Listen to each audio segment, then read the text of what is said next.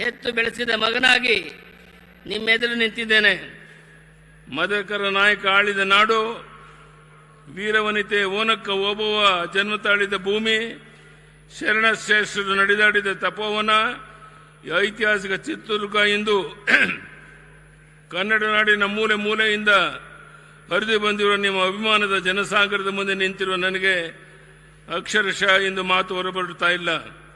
50 ವರ್ಷಗಳು ನಿಮ್ಮೊಂದಿಗೆ ಕಳೆದ ಸಂದರ್ಭವನ್ನು ಈ ರೀತಿ ಅಭಿಮಾನದ ಹೊಳೆಯಲ್ಲಿ ನನ್ನನ್ನು ತೋರಿಸಿ ಸರಳಗರ ಪಡುತ್ತಿರುವುದಕ್ಕೆ ನಾನು ಜನ್ಮಾಂತರಕ್ಕೂ ನಿಮಗೆ ಋಣಿಯಾಗಿದ್ದೇನೆ.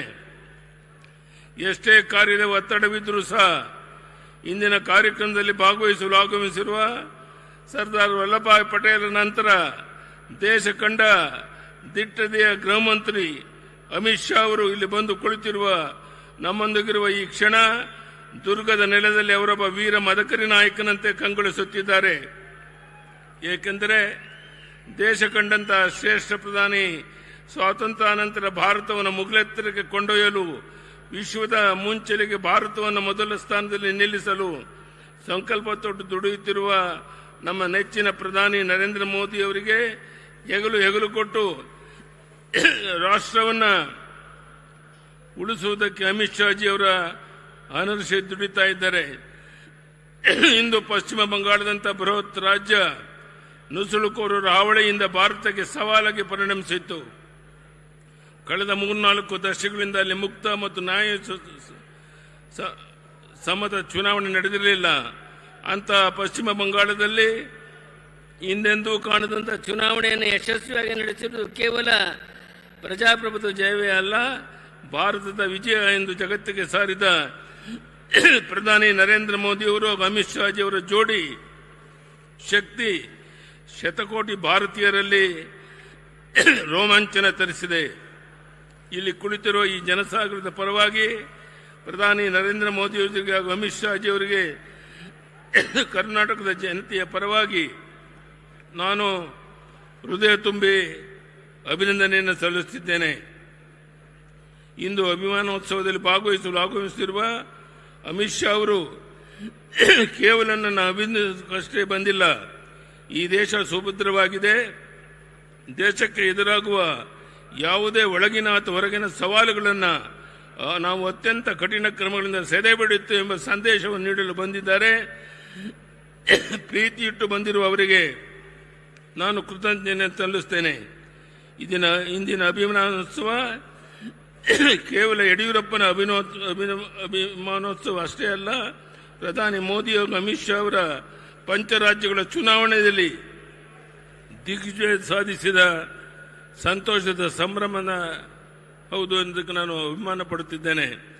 ಇಂದಿನ ಕಾರ್ಯಕ್ರಮದಲ್ಲಿ ನಾಡಿನ ಮೂಲೆ ಮೂಲೆಗಳಿಂದ ಬಸವಾದಿ ಶರಣರ ಸಾಧು ಸಂತರು, ಮಠಾಧೀಶರು, ಅರಚರ ಕುರುಮೂರ್ತಿಗಳನ್ನು ಆಶೀರ್ವದಿಸಿ ನಮ್ಮ ಪ್ರೀತಿ ವ್ಯಕ್ತಪಡಿಸಿ ಬಂದಿದ್ದೀರಿ. ಅವರೆಲ್ಲರಿಗೂ ನಾನು ಹೃದಯ ತುಂಬಿ ಅವರ ಪಾದಾರ ಬಿಂದುಗಳಿಗೆ ಭಕ್ತಿಪೂರ್ವಕ ನಮಸ್ಕಾರ ಸಲ್ಲಿಸುತ್ತಿದ್ದೇನೆ. ಈ ಸಂದರ್ಭದಲ್ಲಿ ನಡೆದಾಡುವ ದೇವರಾಗಿದ್ದಂಥ ಸಿದ್ಧಗಂಗೆಯ ಶ್ರೀ ಡಾಕ್ಟರ್ ಶಿವಕುಮಾರ ಸ್ವಾಮೀಜಿಯವರು ನಾನು ಅತ್ಯಂತ ಭಕ್ತಿಯಿಂದ ಸ್ಮರಿಸಿಕೊಳ್ಳುತ್ತೇನೆ. ಹಾಗೂ ವೇದಿಕೆ ಮೇಲೆ ಕುಳಿತಿರುವ ಎಲ್ಲ ಹಿರಿಯರಿಗೆ, ಪ್ರಮುಖರಿಗೆ ನಾನು ಅತ್ಯಂತ ಪ್ರೀತಿಯಿಂದ ಕೃತಜ್ಞತೆ ಸಲ್ಲಿಸಲು ಬಯಸುತ್ತೇನೆ. ನಾನು ಸುದೀರ್ಘ ಭಾಷಣ ಮಾಡಿ ಹೋಗೋದಿಲ್ಲ. ಕಳೆದ 10-15 ದಿನಗಳಿಂದ ಈ ಅಭಿಮಾನೋತ್ಸವದ ಹೆಸರಿನಲ್ಲಿ ಅನೇಕ ನನ್ನ ಹಿತೈಷಿಗಳು, ಅಭಿಮಾನಿಗಳು, ನಮ್ಮ ಪಕ್ಷದ ಹಿರಿಯರು ಪತ್ರಿಕೆಗಳಲ್ಲಿ ಲೇಖನಗಳನ್ನು ಬರೆದು ನಾನು ನಡೆದು ಬಂದ ಹಾದಿಯನ್ನು, ನನ್ನ ಹೋರಾಟದ ದಿನಗಳನ್ನು, ನನ್ನ ಆಡಳಿತ ಅಭಿವೃದ್ಧಿ ಕಾರ್ಯಗಳನ್ನು ನಾಡಿಗೆ ತಿಳಿಸಿಕೊಂಡಿರುತ್ತೀರಿ. ತುರ್ತು ಪರಿಸ್ಥಿತಿಯ ಸೆರೆಮನೆಯಿಂದ ಹಿಡಿದು ಸಂಘಟನೆ, ಪ್ರವಾಸ, ಜನರ ನಡುವೆ ಜನರಿಗಾಗಿ ನಡೆಸಿಕೊಂಡು ಬಂದ ನಿರಂತರ ಹೋರಾಟಗಳ ಬದುಕೆ ನನಗೆ ಶಕ್ತಿ ನೀಡಿದೆ. ನಾನು ಇಷ್ಟೇ ಹೇಳಿ ಬಯಸಿದ್ದೇನೆ, ನಿಮ್ಮ ಯಡಿಯೂರಪ್ಪ ಚಿನ್ನದ ಚಮಚವನ್ನು ಇಟ್ಟುಕೊಂಡು ಸಾರ್ವಜನಿಕರ ಬಗ್ಗೆ ಬರಲಿಲ್ಲ. ಸಾಮಾನ್ಯರಲ್ಲಿ ಸಾಮಾನ್ಯನಾಗಿ ಅನಿರೀಕ್ಷಿತ ತಿರುವುಗಳಾಗಿ ನಾನು ಈ ನಾಡಿನ ಜನರ ಸೇವೆಗೆ ಸಮರ್ಪಣೆಗೊಂಡವನು. ಭೂಕೇರಿಯಲ್ಲಿ ಜನ್ಮ ತಾಳಿ ಶಿಕಾರಿಪುರನ್ನು ಕರ್ಮಗಿಸಿಕೊಂಡು ಸಂಕಷ್ಟದ ರೈತರ ಸಮಸ್ಯೆಗಳು, ನೊಂದ ಬಡವರ ಜನತೆಗಾಗಿ, ನನ್ನ ತಾಯಂದಿರ ಸಹೋದರರ ಕಣ್ಣೀರು ಒರೆಸುವ ಯೋಜನೆಗಳನ್ನು ರೂಪಿಸುವುದಕ್ಕಾಗಿ ಅಕ್ಕ ಮಹಾದೇವ ಹುಟ್ಟಿದ ಶಿಕಾರಿಪುರದಿಂದ ಬಂದು ಲಿಂಗ ಸಮಾನತೆಯ ಎತ್ತಿ ಹಿಡಿಯಲು ಹೆಣ್ಣು ಶಿಶುಗಳನ್ನು ಭ್ರೂಣ ಹಂತದಲ್ಲೇ ರಕ್ಷಿಸಲು ಭಾಗ್ಯಲಕ್ಷ್ಮಿ ಯೋಜನೆಯನ್ನು ತಂದದ್ದು ನನಗೆ ಸಾರ್ಥಕ ಭಾವನೆ ಮೂಡಿಸಿದೆ.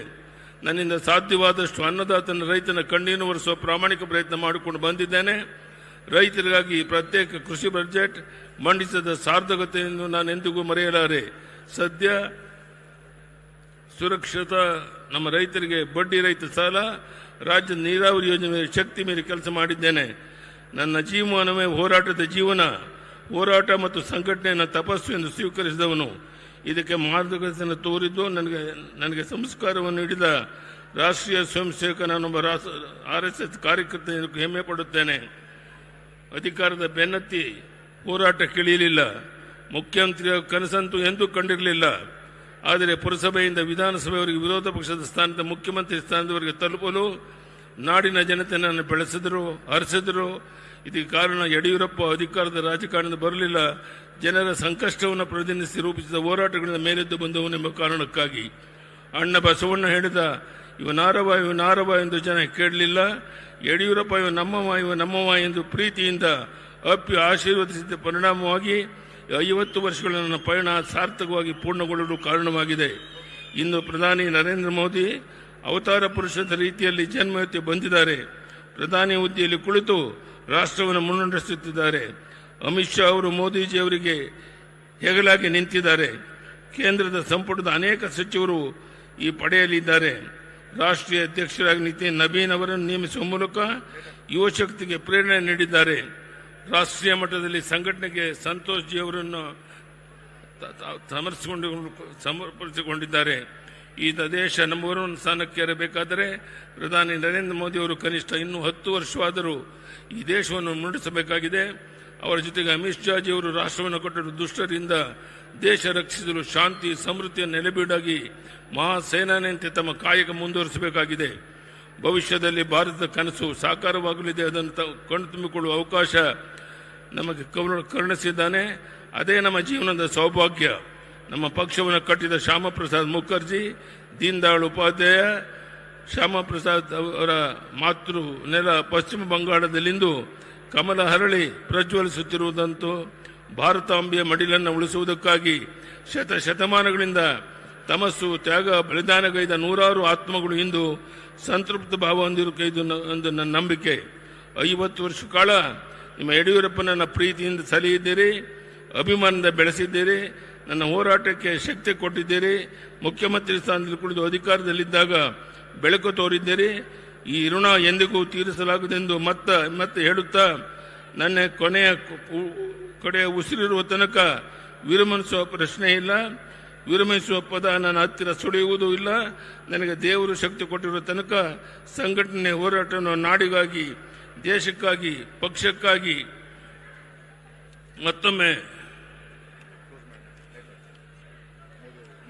ನಾನು ಪ್ರಾಮಾಣಿಕ ಪ್ರಯತ್ನ ಮಾಡ್ತೇನೆ ಅನ್ನೋ ಮಾತನ್ನು ಹೇಳ್ತಾ, Amit Shah G, I assure you that the people of Karnataka stand united with the vision of Vikasit Bharat under the leadership of our Honorable Prime Minister Narendra Modi ji. I will travel the length and breadth of Karnataka, connect with the people to seek their blessing for the case of strengthening the nation.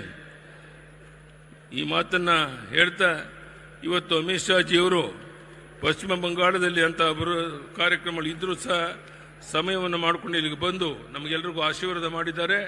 ನಾನು ಅವರಿಗೆ ಮತ್ತೊಮ್ಮೆ ಅಭಿನಂದನೆಯನ್ನು ಸಲ್ಲಿಸ್ತಾ, ನಾನು ಕೊನೆಯದಲ್ಲಿ ಕೈ ಜೋಡಿಸಿ ನಿಮ್ಮಲ್ಲಿ ಪ್ರಾರ್ಥನೆ ಮಾಡುವಂಥದ್ದು, ತಾವು ಹೋಗಬೇಕಾದ್ರೆ ತುಂಬ ಶಾಂತ ರೀತಿಯಲ್ಲಿ ಬಸ್ಸುಗಳಲ್ಲಿ ಹೋದಾಗ ಯಾವುದೇ ಗೊಂದಲಗಳನ್ನು ಮಾಡಿಕೊಳ್ದೇನೆ, ನಾನು ಮುಂದೆ ತಾನು ಮುಂದೆ ಒಂದು ತೊಂದರೆಗೆ ಒಳಗಾಗ್ದೇನೆ ಅತ್ಯಂತ ಶಾಂತ ರೀತಿಯಲ್ಲಿ ನಿಮ್ಮ ಊರುಗಳನ್ನು ತಲುಪಬೇಕು ಅಂತ ಕೈ ಜೋಡಿಸಿ ಪ್ರಾರ್ಥನೆ ಮಾಡಿ, ಇಲ್ಲಿ ಸೇರಿರುವಂಥ ಎಲ್ಲ ಬಂಧುಗಳಿಗೆ, ವಿಶೇಷವಾಗಿ ಇಷ್ಟು ದೊಡ್ಡ ಸಂಖ್ಯೆಯಲ್ಲಿ ಸ್ವಾಮೀಜಿಗಳು ಬಂದು ನಮಗೆ ಆಶೀರ್ವಾದ ಮಾಡಿದ್ದಾರೆ.